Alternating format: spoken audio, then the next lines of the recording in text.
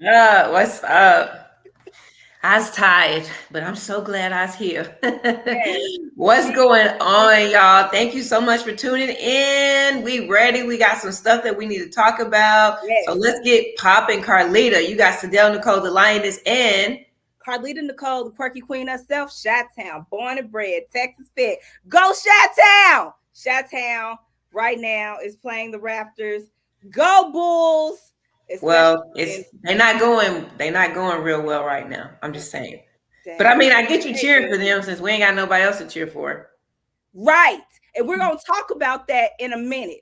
But before we get into this ridiculous investigation that the Dallas Mavericks have, first, we're going to talk about this daggone play-in tournament and the playoffs because y'all, first of all, the Mavericks, are we in it? No, we're not. Okay, so we know that, blah blah blah blah. But currently, right now, we in this play-in tournament, like I said, the Bulls are playing the Raptors.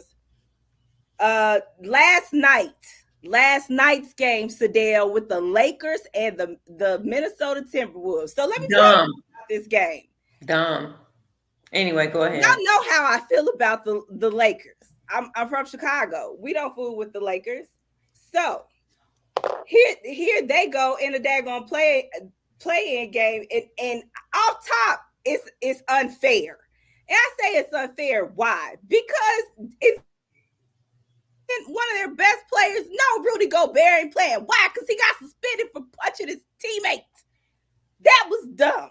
Then another one of their teammates punches the wall and breaks his hand. So can he play? No. So they don't even got a full team. That ain't nobody's fault. But they came in, they were playing. They were playing. They played. They were playing well. But then y'all, I don't know what happened at the end of the daggone fourth quarter. I don't know what it's like the Timberwolves tanked. It's like they just said here. It's like they stopped shooting. They stopped getting the ball in the basket all of a sudden when they were shooting incredibly well for three daggone quarters. They had a lead. They gave up the lead. And in true LeBron fashion, they take advantage of it. They ended up going into OT, which the game shouldn't have gone in OT, but it did. And then the Timberwolves could not get it off, and the Lakers ended up winning. Now we know for sure that the Lakers have the seventh spot, and they will be playing who? The Memphis Grizzlies. Now I'm here for that. I'm here for that. Okay. So, Sadell, did you see that game kind of crumble at the end of regulation It and was just, then know it was going to go left in overtime?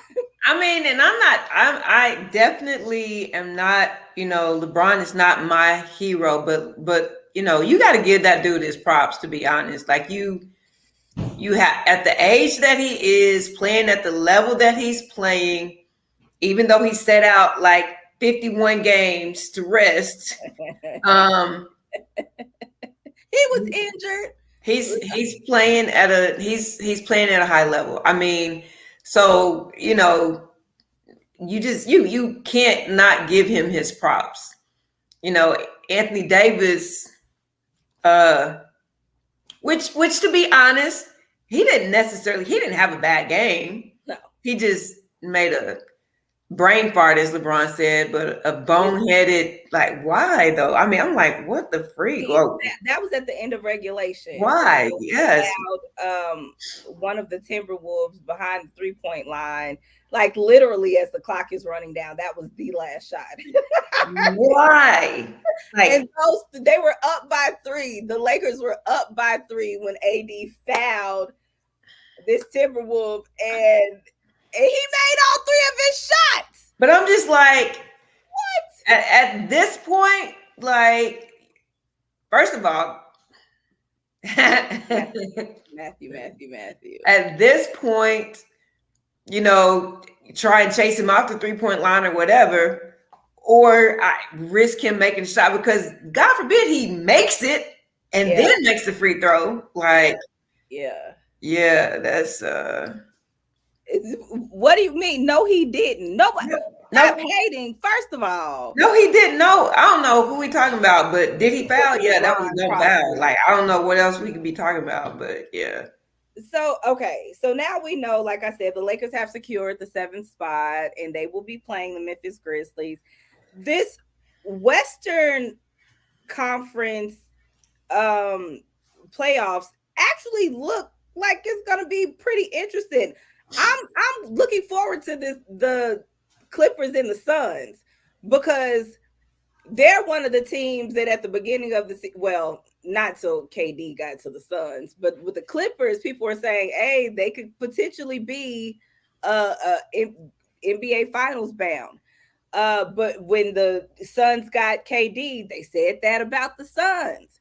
So I am looking forward to that series.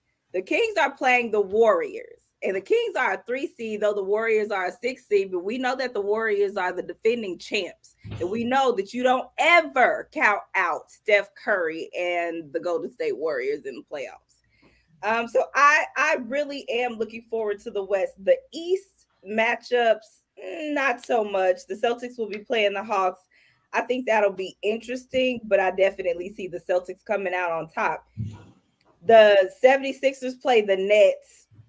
Go Embiid, but I'm not a Harden fan. But I'm like, I want Embiid to get his props and like prove that he could make it at least to the Eastern Conference Finals.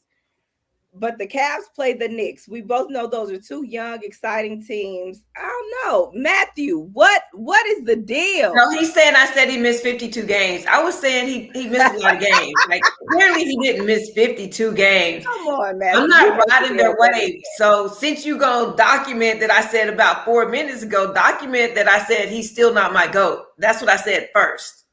And but I mean, he's playing at a very high level. So I'm not that. riding the wave. I mean, that's just he's playing at a very high level right now for his age and still competing the way he's competing. Yeah, that's impressive. 1 point game, y'all.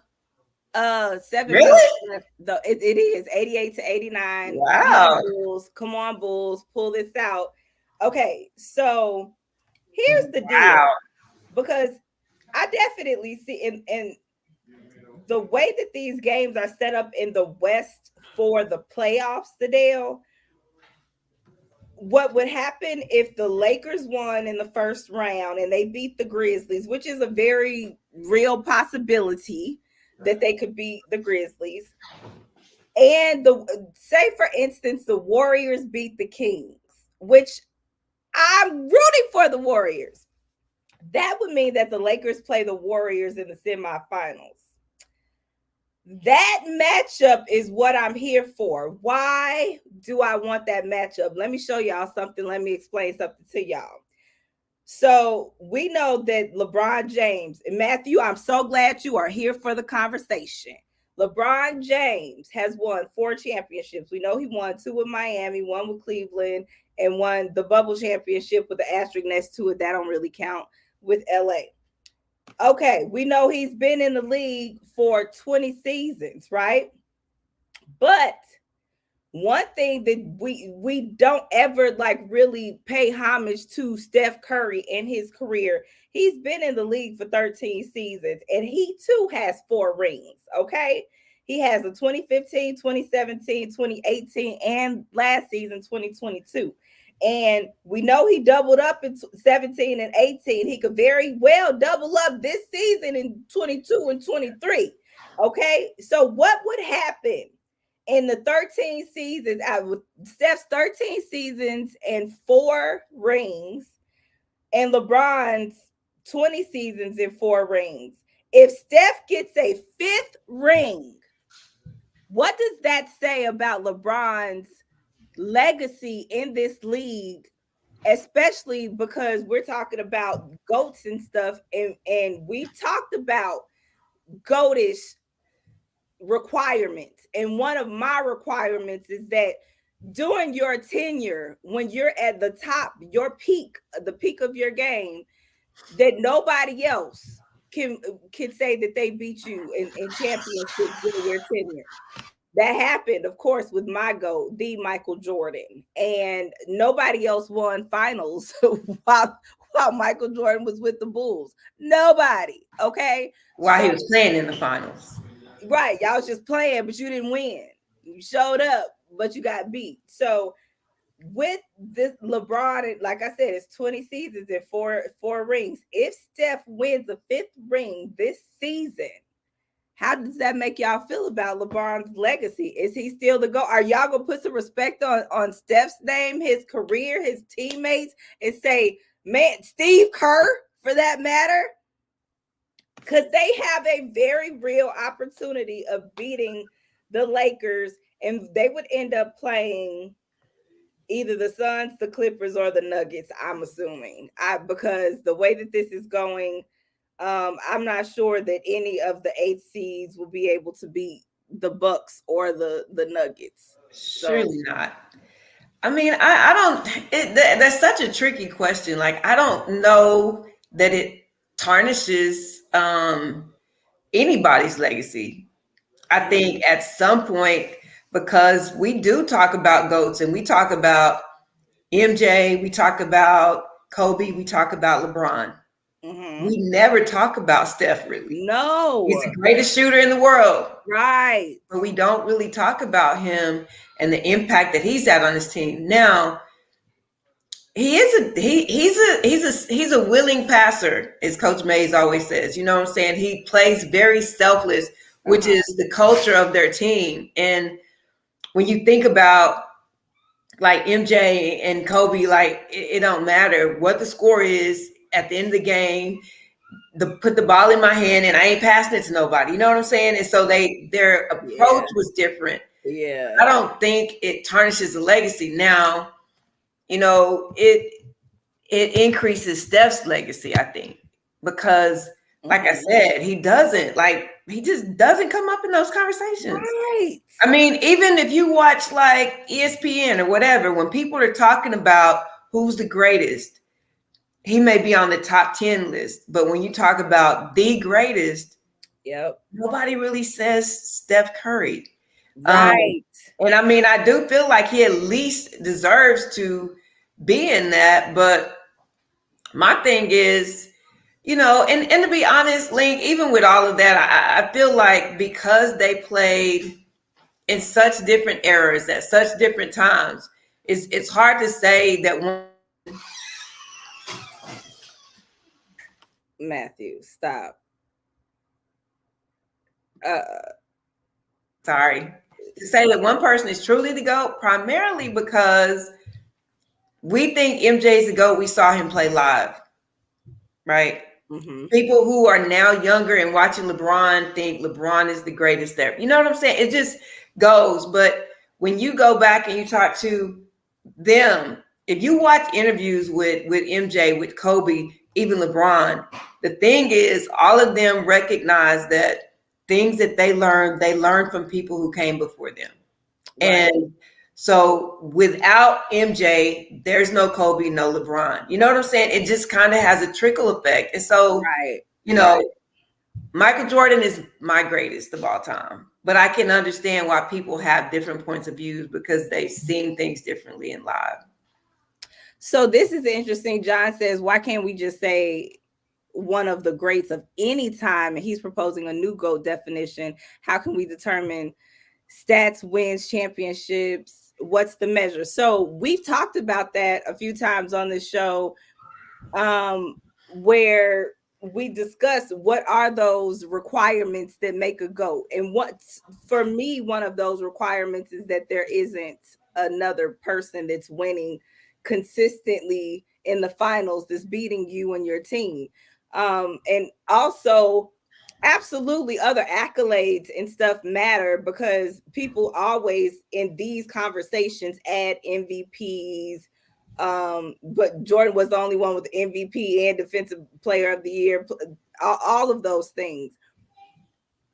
There's a lot of different requirements, a lot of different things that we could go by with stats and points scored, rebounds and assists, different things like that. But at the end of the day, look at what Steph has accomplished in his career with the longevity. 13 seasons and he's the all-time greatest shooter. And you have four, potentially five rings on the horizon, right? So, and I understand you're saying, well, Bill Russell is the GOAT then. Okay, then somebody will come behind you and say that Kareem is too. But we're talking about, yes, you have to dominate in your era. That's what I mean, Link. So does that make Kareem and Jordan and Bill Russell? Yes, absolutely. Jordan, though, like I said, in his span where he played with Chicago, every single finals that Jordan played in, he won. He won. LeBron has gone to 10 NBA finals and won four rings. Steph has had seven NBA finals and won four rings. So even then, with the longevity, when you look at what Steph has been able to accomplish in a shorter career than LeBron, why won't y'all put no respect on his name? I don't understand that. Yeah, and then don't try it like so, Matthew. Like you're twisting my words, and that is what I'm saying. But if you do talk about MJ, he talks about the greats that came before him. If you listen to his interviews, Yes. I'm not saying the game started and ended with Michael Jordan. I'm Right. saying Michael Jordan to me is my great. That's what I said, and I said that at the beginning. But I am saying that Michael Jordan, Kobe, those guys said that the people before them help them become who they are. Right. And that you can't take away. Now, when you talk about dominating your era, yeah, Dr. J dominated some things. Yes, MJ changed the game and dominated some things. Things changed with Michael Jordan to me. So it's not even an argument. It's not even a debate. Basketball changed. The rules changed. Like things changed. And just the economy of basketball changed even with Michael Jordan. There's a movie out now just about bringing in athletes to get the shoot. Like the economy, the landscape of basketball changed a lot then. And granted, there were things that we didn't have around when Bill Russell, Dr. J, those guys. I mean, the same way now, these guys have a lot of social media. The same way now. Yes. There's a lot of different things, but what I'm saying is to see the game change before your eyes with his style of play, with the shoe deals and things like that, with everybody walking around, I want to be like Mike, like it changed the landscape of basketball. Yes. So that's what I said. And so when you talk about an era of things, yes, he won championships. Yes, he won every championship that he played in. And you can only say, okay, he only faced that one team, blah, blah, blah. Okay, cool. Great. However it happened, they were there in the championship, and so was he. That's the point. So when you talk about dominating an era, he did dominate his era. Absolutely. Absolutely. And while we're on the topic, if y'all haven't gone to go see Air, go see it. And what I would tell people who are interested in a basketball movie is don't go in there with the expectation of seeing a basketball movie. This movie. That Chicago Raptors girl. I'm sorry. Go ahead.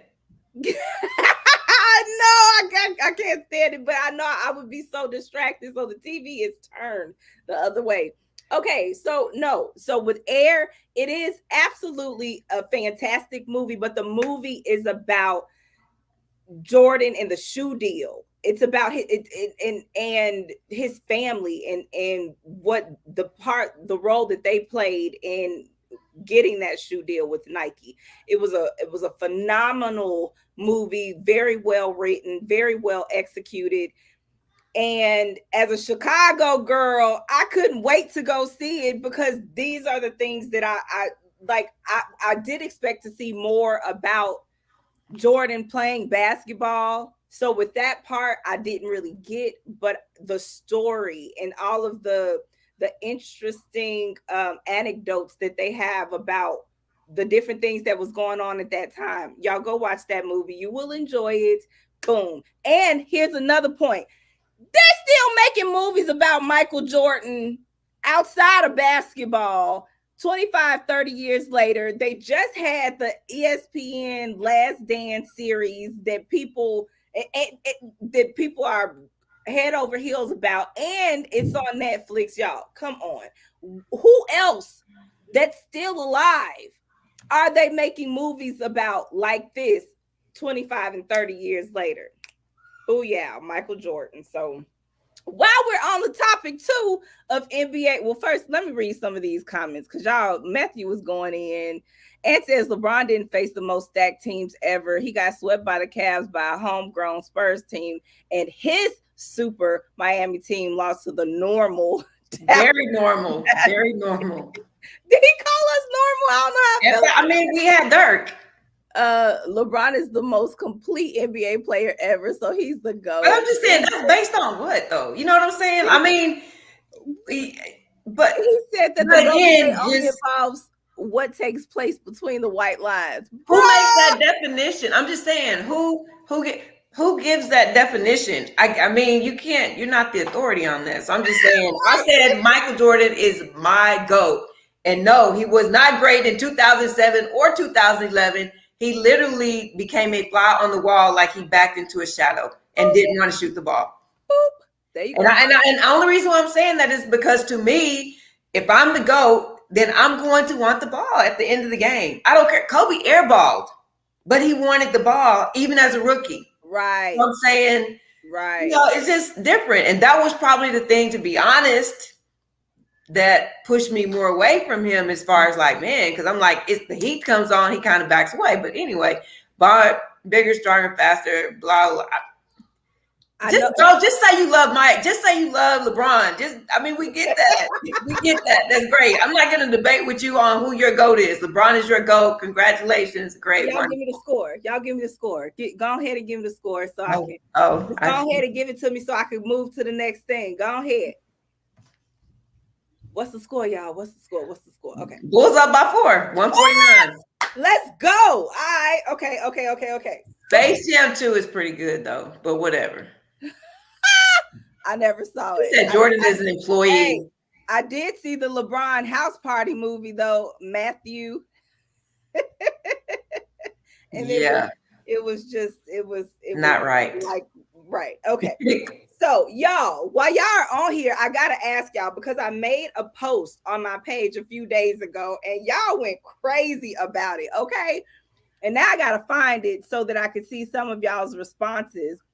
But I asked a simple question, Sadell, and I asked it because why? They just recently, a few weeks ago, announced this new Hall of Fame class for the NBA. We all know it's Dwayne Wade, Dirk, go Dirk, Pau Gasol, Tony Parker, Becky Hammond, and Greg Popovich, right? So I was like, this was a great Hall of Fame class.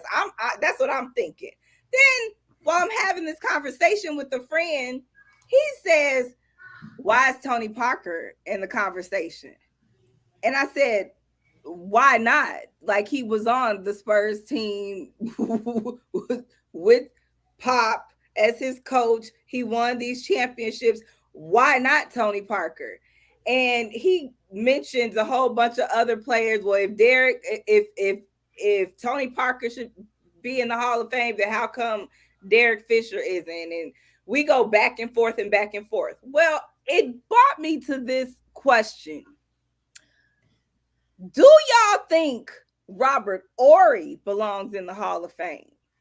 And I asked that question because we were debating championships. We were debating staying on a team and winning championships. We were debating points. We were debating all of these different categories that should be considered for Hall of Fame, and saying if y'all feel like these people belong in the Hall of Fame, then do you feel like Robert Horry belongs in the Hall of Fame? Y'all, I have a lot of comments, but there are people, and it's probably 50-50, Sadell, where it's a whole bunch of absolutely, heck yeah, then it's some hecky no. Why would he be in the Hall of Fame? And it's so many different answers. And of course, you know, the whole Big Shot Bob. So people are saying he definitely belongs in the Hall of Fame. And it's literally just completely polarizing answers. So where do you stand in that debate? Does Robert Horry belong in the Hall of Fame? So I mean, God, With his 7 it's, rings, with his it, seven, he got more rings he than has 7 rings on different teams, and that's cool yes. that he has the 7 rings. But Robert Ory averaged about what 7 points a game in his career, and I'm not taking anything away from him. That John, that, and I'm not taking anything away from him. He like held the record for being in the most NBA playoff games. Like he held the record for that. But when you think about Hall of Famers, there are a lot of people who played for a long time on multiple teams that never make it into the Hall of Fame. But I'm saying, I don't know. He averaged 7 points, maybe 5 rebounds a game.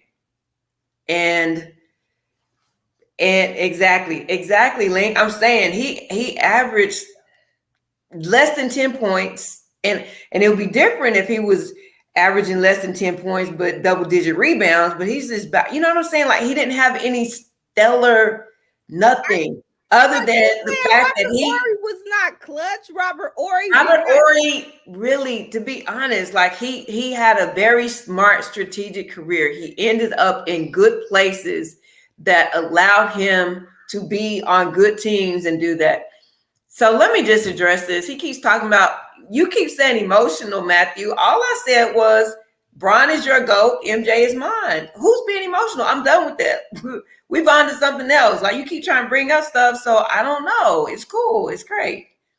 Um, How did Robert Ory get in the convo, and who compared Tony Parker to Derek Fisher? The conversation came up because we switched conversations. We started talking about Hall of Fame, and no, he doesn't.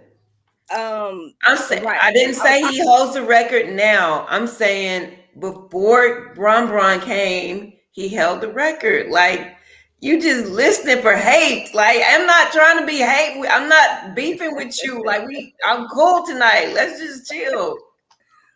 He averaged 1 point for each ring. Big No shot. lie. He know where he's. Wow, John. And it's not even like I like Robert Ory, and it's not even a dig at him, but I'm saying, I mean, there's a lot of people that we could put in the Hall of Fame if we're basing it on that. Wow, Ant. Wow, he says baseball is the sport that allows specialty players to get into the Hall of Fame. If the NBA had a category for closers, Robert Ory would get in. Until then, no. But who just said he ended up, oh right. John said he just knew where to stand. He knew where to stand, be open at the end.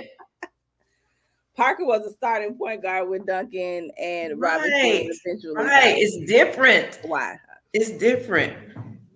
And I'm not Okay, taking away I was from just his greatness, his legacy, his y'all. all of that is great. But Y'all hold rings and championships so high up. This is why I asked the question, because if rings and championships mean so much, then yes, how come other people aren't in the Hall of Fame?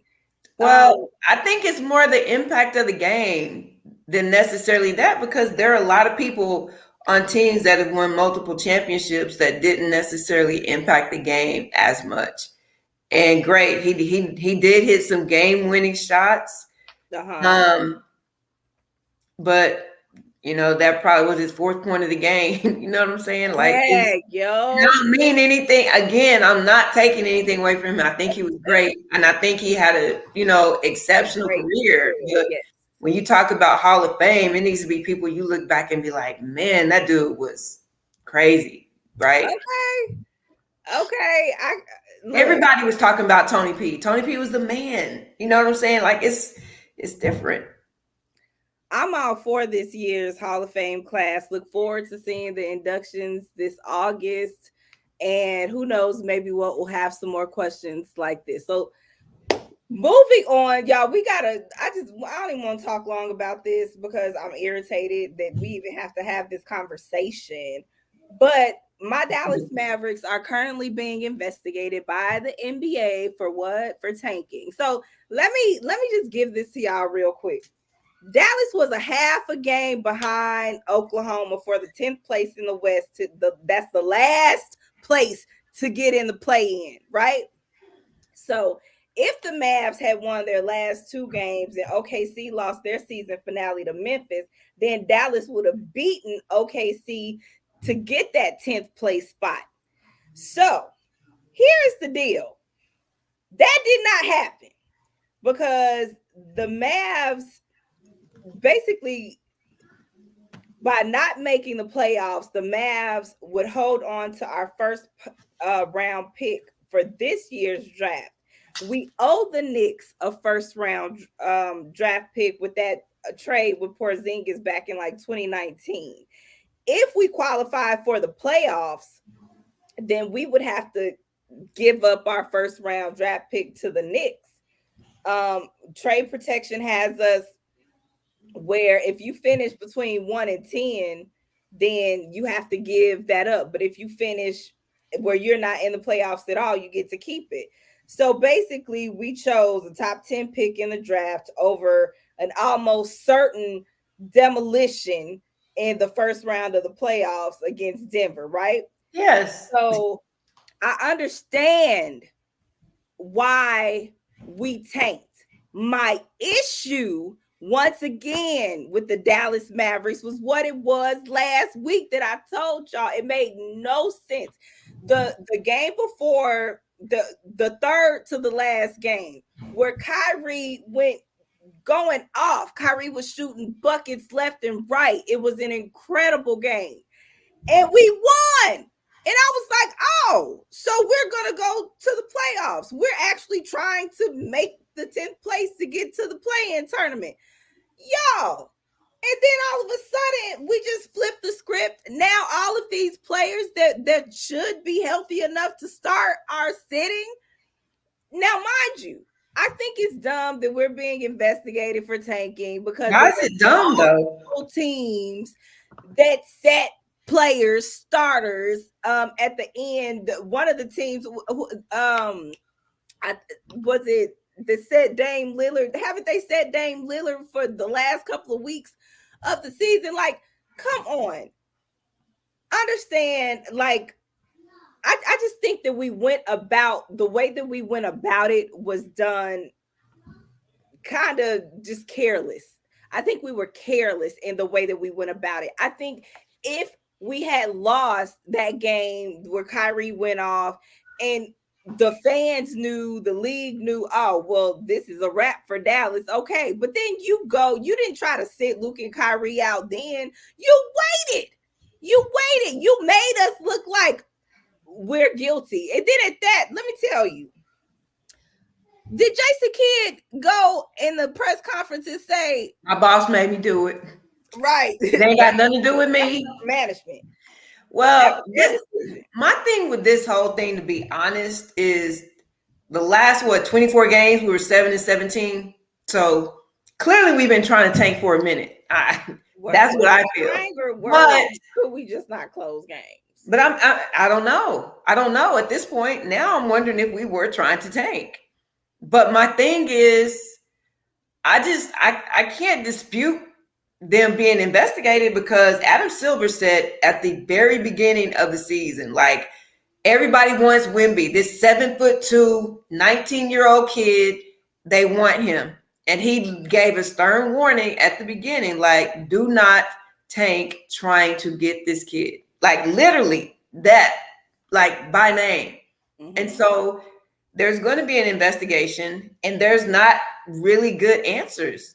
Yeah. Okay. They're like, Kyrie's foot is hurt. And they set out so many people and then they let Lucas play and then take him out, with a minute after a minute in the second quarter. And so I do feel like it is going to be,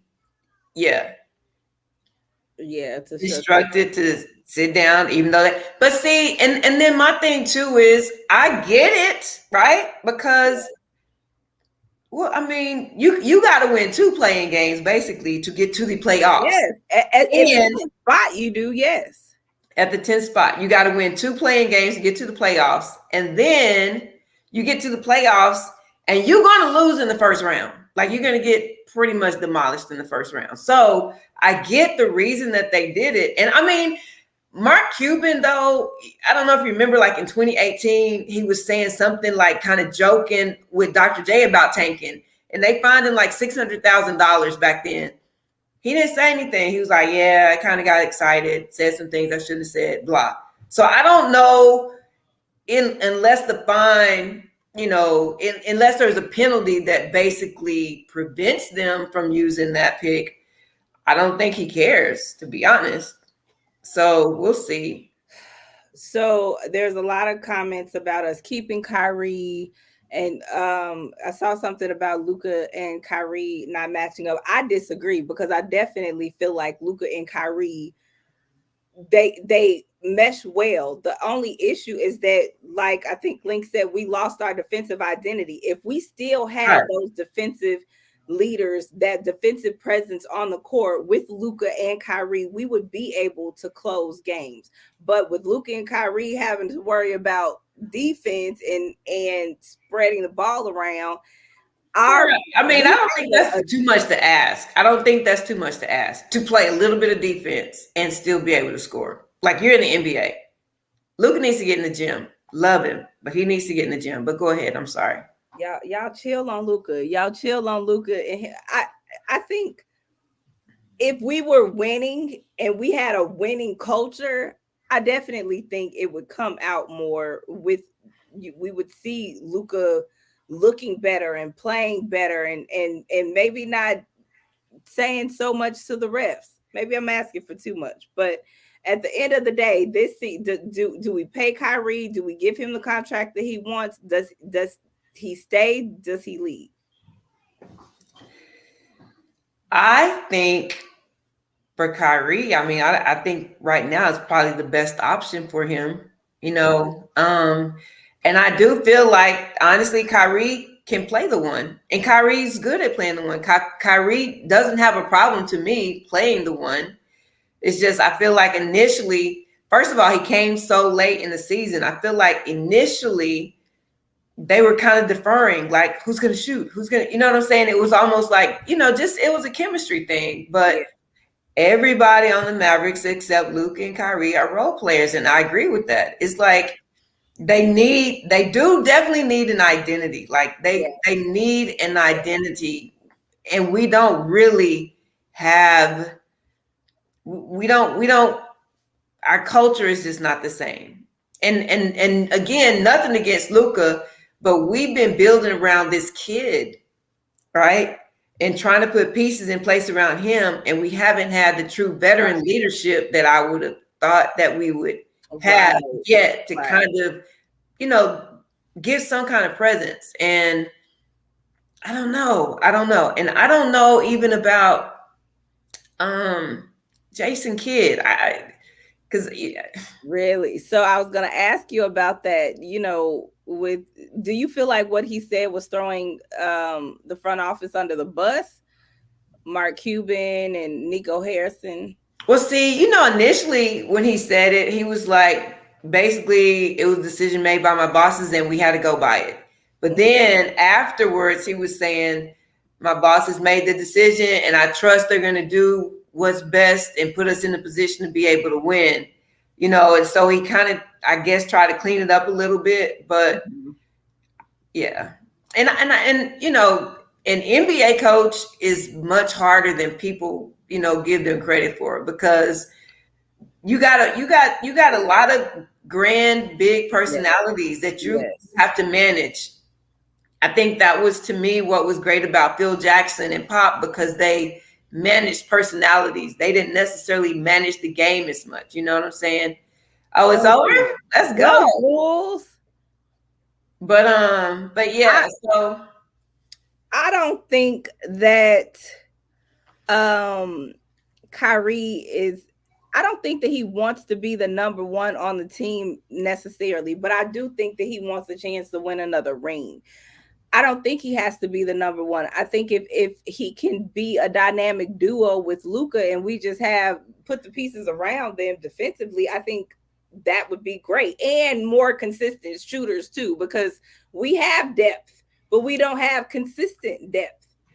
that's what I'm saying. So we don't have depth, though. I mean, if we don't have depth that can come off the bench and be somewhat effective, then we don't have depth. We got some roster spots filled. That's what we have. Oh wow. Yes, go Chicago. I'm Hey, glad you Andre. came back and won that. So what I bet you that was like a great finish. I'm mad that I missed it. And there's one more Yeah, game last time I looked, it was like tonight. 108 to 105 with like 10 seconds left. So I don't know what happened, but I guess they held on to win. So it'll be the Bulls versus the Heat for the eighth seed in the East. Now the Bulls with the Miami Heat. And then the eighth seed plays the number one seed. So Right, that would be Milwaukee. right. So yeah, once again, I'm glad that the Bulls won, but think about that. If the Bulls beat the Miami Heat, they will be playing the Milwaukee Bucks, and that will be interesting. Okay. Maybe it might just be boring, but go ahead. Oh, Andre said Toronto blew it. Oh, they did. Okay. Link said he blew up every team. He wasn't the number one option. Dag, I just don't know. Yeah, and I That's his don't know about game. I don't necessarily agree with that either. I just think the last couple years he's made some decisions that brought him a lot of negative attention. You know, Yeah, the COVID yeah, thing, and to be honest, even with that post he made, which should not have brought as much negative attention as it did, but it did, and it's caused a lot of distraction in his teams. And yeah. so that caused issue. I don't think it was necessarily that he did. He just took time out and dealt with his mental health. I don't know what was going on with him the past few years. He just hasn't been the same. But Well, Kyrie, you here in Dallas? While you here, hit us up. We love right, to talk to you. yeah. Okay, y'all. So before we get out of here, last week I was super hype about all women's NCAA basketball. That's This week we had the WNBA draft. Now, congratulations to all of the ladies that were drafted. Aaliyah Boston from South Carolina, that's Dawn Staley's team. She was drafted the number one overall pick to the Indiana Fever. She will be playing with her South Carolina teammate Victoria Saxton and LSU's LaDasia Williams. So that will be a very, very interesting team. So I was thinking about this and was curious for a couple of reasons. Y'all know how the salaries, we've talked about WNBA salaries, but we haven't talked about them in comparison to like these NIL deals. So I looked at Angel or Aaliyah Boston. Her valuation for the NIL was $118,000, but her rookie contract for the WNBA will be $74,305. So that's a significant drop, but you know what I'm saying? I mean, they're still fresh out of college, but No, yes, but see, that's a little bit different because her NIL money was the amount that she had in total, right? It wasn't like, I don't think, a yearly thing. well, that's the whatever, however they do the valuation, because Yeah. you just brought up a good point. I don't know if that was the valuation for the total career. Yeah, because they said that was for her total career, which, Okay, still is great. But right. and then you think about it though, she's gonna her rookie contract is what, $230,000 over the course of 3 years. So she's still not making that much more as a professional, which And again that's not goes back, guaranteed. and it's not, which again goes back to Angel Reese's thing where now let me do. I do want to say this. I do understand why Angel Reese is saying what she's saying because They she don't know right what Angel now, Reese said. huh? They don't What know what Angel Reese said. what Angel Reese said was, "I'm not in a rush to get to the WNBA. I'm making more money than most of them right now."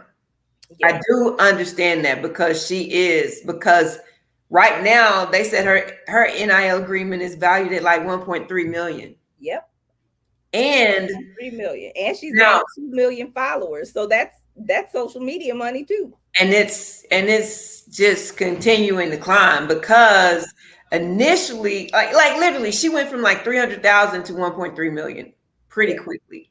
Yes. Now, but my only thing is, even if that happened, don't say that. Like you're trying to go to the WNBA at some point, so don't be like, I'm making more money than half of them anyway. You know what I'm saying? Like to me, it's already a very political place. It is. Yes. And it's, I mean, in all major sports there is some, but in women, because it's a limited quantity and it's scarce. And so you don't want to rub anybody the wrong Right. way getting into that. And no, I mean, I get Marcus says she's not eligible, but I'm just saying, even regardless of that, my point is I wouldn't make that comment out loud. Like she needs somebody to kind of, which is the college does bring in money, and I think the marketing or something, because when you look at even college games, like there's people in the stands. Someone, and I can't, oh, Link made a good point that on something, on one post I had made, but he made a good point.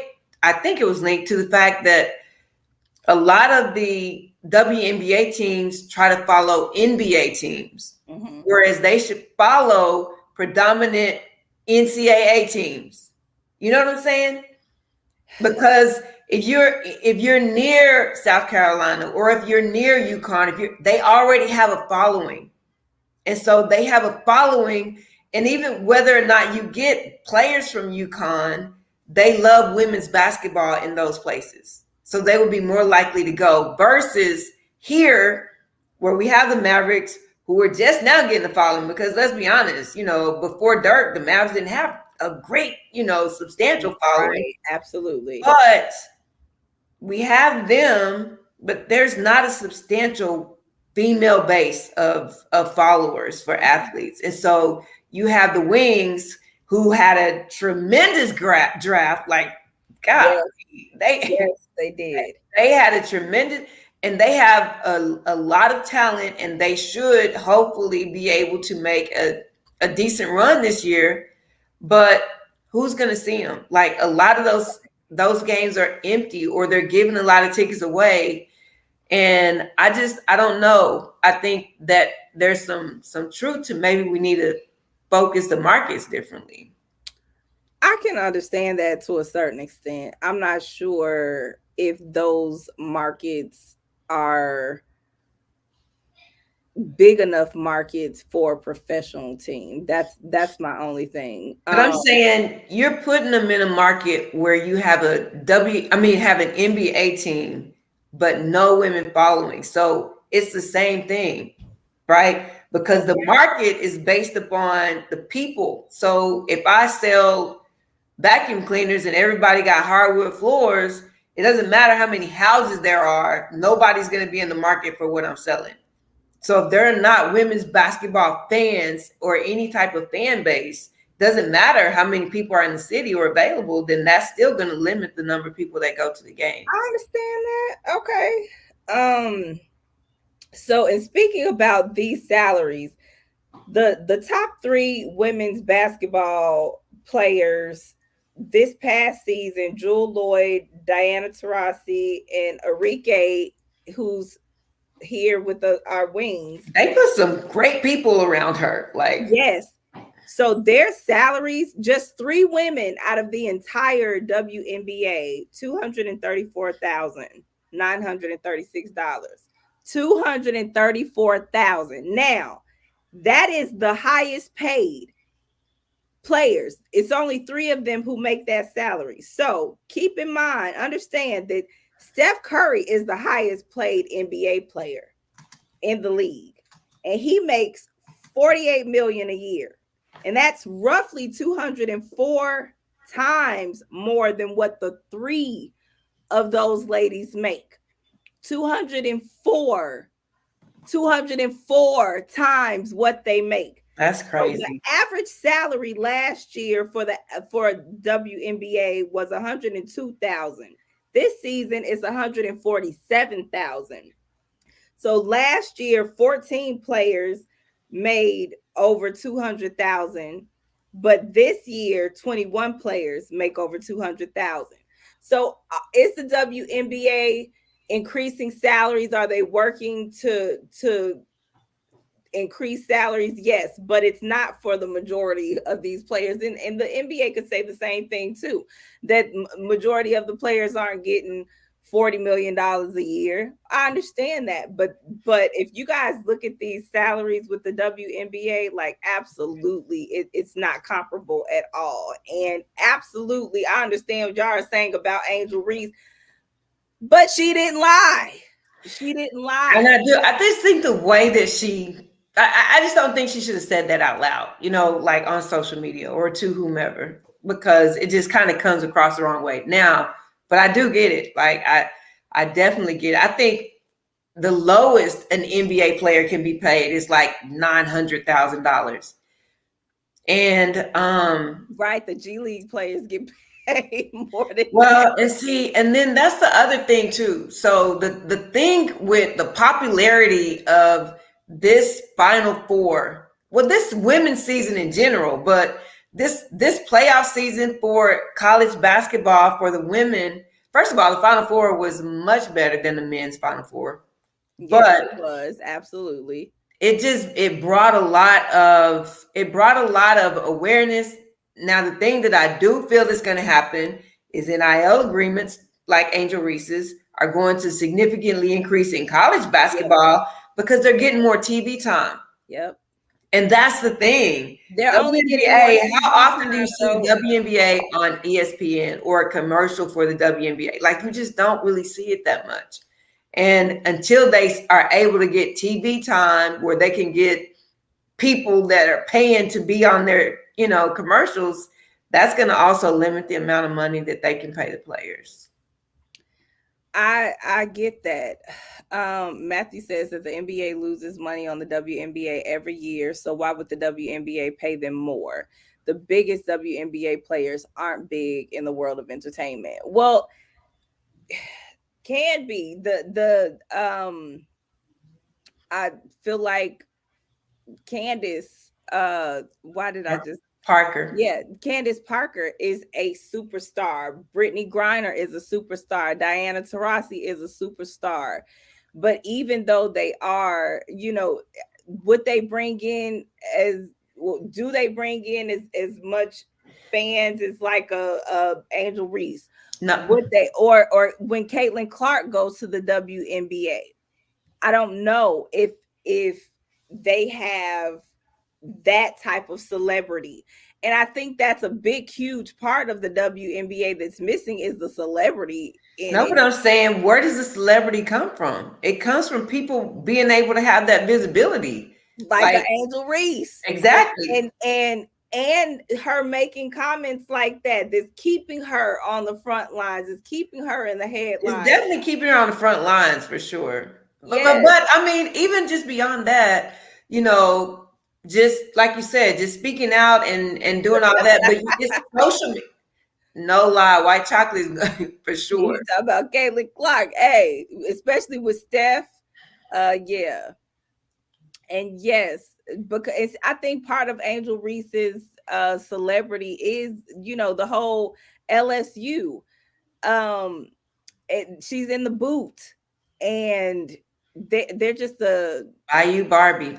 Yeah, she's the Bayou Barbie, and people have bought into that, her personality, and the drama between her and Caitlin, like that has been huge. Yeah, but it wasn't even drama though. You know what I'm saying? It was like made up drama. They didn't have media drama. made the drama up, but thank you, media. But see, that started with television airtime. You know what I'm saying? Yes. And that's the thing the WNBA does not get. That's 9.9 million. When was the last time the WNBA game? The last time. Never. What?